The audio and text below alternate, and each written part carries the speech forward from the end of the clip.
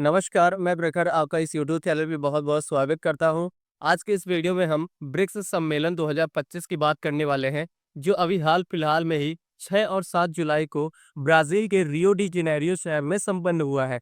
तो इसमें क्या मुद्दा रहा, भारत की तरफ से क्या स्टैंड लिया गया, ग्लोबल साउथ पे क्या बात की गई और फिर अमेरिका का इस पे रिएक्शन क्या रहा, हर एक पहलू को आज इसमें हम समझने वाले हैं और फिर ब्रिक्स के बारे में जो है ब्रिक्स का फॉर्मेशन कैसे होता है, हेडक्वार्टर कहाँ पे है, ये सब चीज़ें भी आज इस वीडियो में हम समझेंगे। तो वीडियो के एंड तक रहिएगा, पूरा मैटर क्या है, पूरा जो न्यूज़ क्या है, वो चीज़ें हम आज इस वीडियो में समझने वाले हैं, ठीक है? तो एक न्यूज़ ये भी रहा है कि जो पहली बार ऐसा हुआ है कि जो ब्रिक्स में जो शी जिनपिंग है, चाइना के प्रेसिडेंट, वो जो है इस बार सम्मिलित नहीं हुए हैं, ठीक है? तो ये भी जो है इम्पोर्टेंट न्यूज़ है, किस वजह से नहीं रहे, क्या है खबर, इन सब चीज़ों को हम समझने वाला है, ठीक है? तो पहले देख लेते हैं न्यूज़ क्या है। भारत के प्रधानमंत्री ने ब्राजील के रियो डी जेनेरियो में आयोजित 17वां, ये एडिशन कौन सा है, ये भी आपके एग्जाम पॉइंट ऑफ व्यू से इंपॉर्टेंट है। 17वां जो है ब्रिक्स सम्मेलन हुआ है, उसमें भाग ले, जिसके थीम क्या थे, एग्जाम पॉइंट ऑफ व्यू से बेहद इंपॉर्टेंट, क्या, अधिक समावेशी और सतत शासन के लिए वैश्विक दक्षिण सहयोग को सुदृढ़ बनाना, यानी strengthening global south cooperation for more inclusive and sustainable governance. मतलब ग्लोबल साउथ यानी कि जो आपका दक्षिण सहयोग के जो वैश्विक देश हैं, उनको जो है जितने भी इंटरनेशनल लेवल की जो डिसीजन होती है, गवर्नेंस होती है, उसमें जो है मजबूत बनाना, ये इस बार का थीम हुआ है, ठीक है? और फिर प्रधानमंत्री ने यहाँ पे रियो डी जेनेरियो का जो घोषणा पत्र हुआ है, उस पे हस्ताक्षर किए हैं। इस पे जो है पहलगाम को लेकर जो हमला हुआ था, उस पे भी जो है विभिन्न देशों के द्वारा इस पे टिप्पणियां की गई, ठीक है? कि मतलब इसको निंदा किया गया इस चीज का जो है। और फिर जो महत्वपूर्ण चीजें निकल के आई हैं, उस चीज को भी हम आगे डिस्कस करने वाले हैं, समझने वाले हैं, क्या हुआ था ब्रिक्स जो है, ठीक है? इसमें देखिए प्रमुख बिंदु का और भारत की इसमें भूमिका क्या रही है, इस चीज को अगर हम समझें तो आप देखेंगे कि प्रमुख घोषणा में भारतीय दृष्टिकोण, प्रमुख घोषणा क्या हुई थी, ठीक है? डिक्लेरेशन क्या हुआ, भारत की प्रमुख चिंताओं को स्थान मिला इसमें, कि भारत की प्रमुख चिंता है, जिसमें जो है पहली चीज तो सीमा पर जो आतंकवाद है, अभी हाल फिलहाल में ही जो है कौन सा पहलगाम अटैक हुआ था, जिस चीज को लेकर जो है वहां पे जितने भी कंट्री थी, उन्होंने स्टैंड लिया इस बात को लेकर और कड़ी निंदा की है आतंकवाद की, ठीक है? और उसके साथ-साथ वैश्विक शासन में जो सुधार, मतलब कि वैश्विक लेवल पे जो शासन हो रही है, उसमें इम्प्रूवमेंट हो, ठीक है? पीएम मोदी ने कहा कि दुनिया की अधिकांश आबादी को वैश्विक संस्थाओं में पर्याप्त प्रतिनिधित्व नहीं मिला है। प्रधानमंत्री मोदी जी ने ये बोला है कि जो ब्रिक्स है, यानी जो पूरे कंट्री का या पूरे वर्ल्ड का कह सकते हो 41% जो है, कह सकते हो पॉपुलेशन इन ब्रिक्स देशों के पास है, ठीक है? जो ब्रिक्स आपका ब्राज़ील है, रशिया है, इंडिया है, चाइना है एंड साउथ अफ्रीका है। पूरे वर्ल्ड का जो 41% जो है आपका पॉपुलेशन है, वो कहाँ से है? इन कंट्रीज़ से है। लेकिन उनको जो है, जो ग्लोबल लेवल पे जो है अब रिप्रेजेंटेशन नहीं मिल पाता है। इस मुद्दे पे जो है प्रधानमंत्री नरेंद्र मोदी जी ने आवाज़ उठा ली है, ठीक है? उसके साथ ही साथ उन्होंने कि ये भी कहा कि विकासशील देशों को अंतर्राष्ट्रीय जो विकासशील देश यानी डेवलपिंग कंट्रीज जो है, उनको जो जो इंटरनेशनल लेवल पे जो डिसीजन वो है, उसमें अधिक भूमिका देने की मांग की है। इन चीज़ों का डिमांड हुआ है। मतलब मेन पॉइंट ये था कि जो ग्लोबल साउथ है, मतलब जो डेवलपिंग कंट्रीज है, उनको इंटरनेशनल लेवल पे वो वैल्यूज नहीं मिल रही है, वो डिमांड नहीं मिल रहा है जिस चीज़ के लिए वो जाने जाते हैं, जिस चीज़ के लिए वो है। आप देखेंगे पॉपुलेशन के लिए तो वहाँ पे 41% जो है, ठीक है? उसके बाद 24% जो है ये आपका जीडीपी का, टोटल जो जीडीपी है, ठीक है? टोटल वर्ल्ड का, उसका 24% इन कंट्रीज़ के पास है, लेकिन इनको उतनी वैल्यूज़ नहीं मिल रही है, ठीक है? इस पे जो बातचीत की है, वो प्रधानमंत्री नरेंद्र मोदी जी ने जो 4 प्रमुख जो बिंदु रखे हैं, अपने 4 प्रमुख सुझाव दिए हैं, उसमें अगर देखा जाए तो पहली चीज़ सुझाव क्या थे?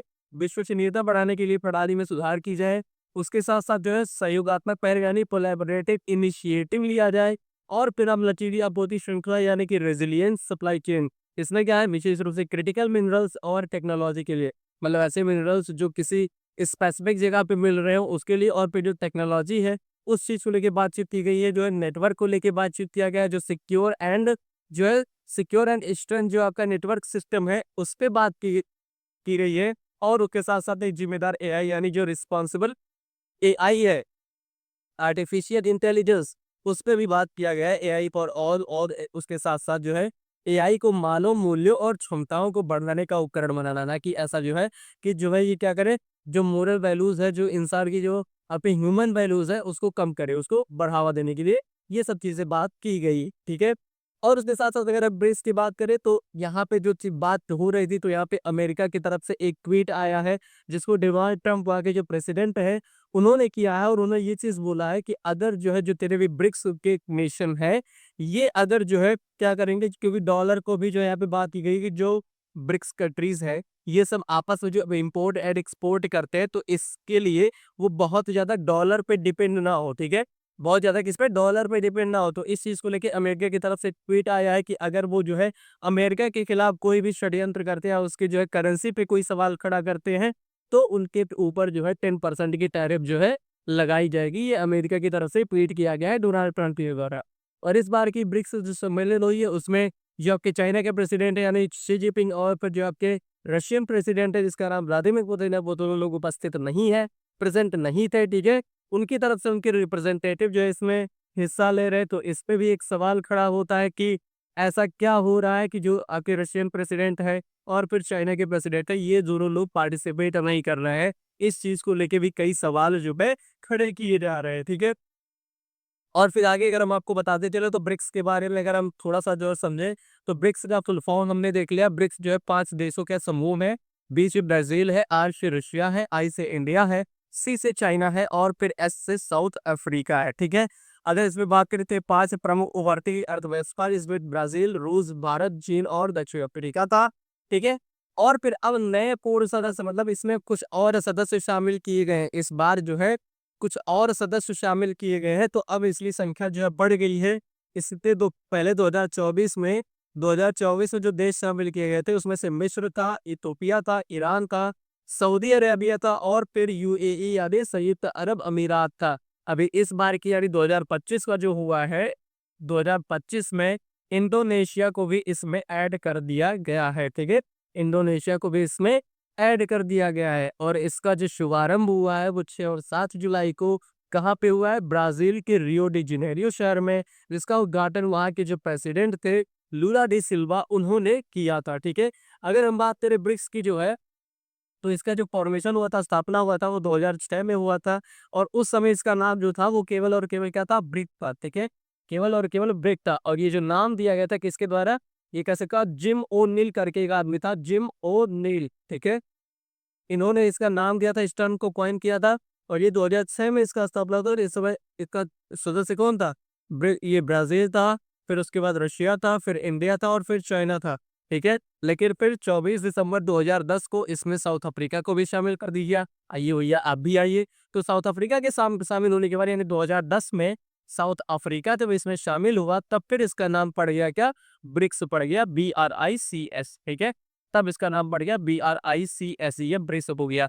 और उसके बाद फिर जो इसका हेडक्वार्टर की अगर बात करें तो हेडक्वार्टर इसका कहाँ पे है? हेडक्वार्टर इसका शंघाई चाइना में है, ठीक है?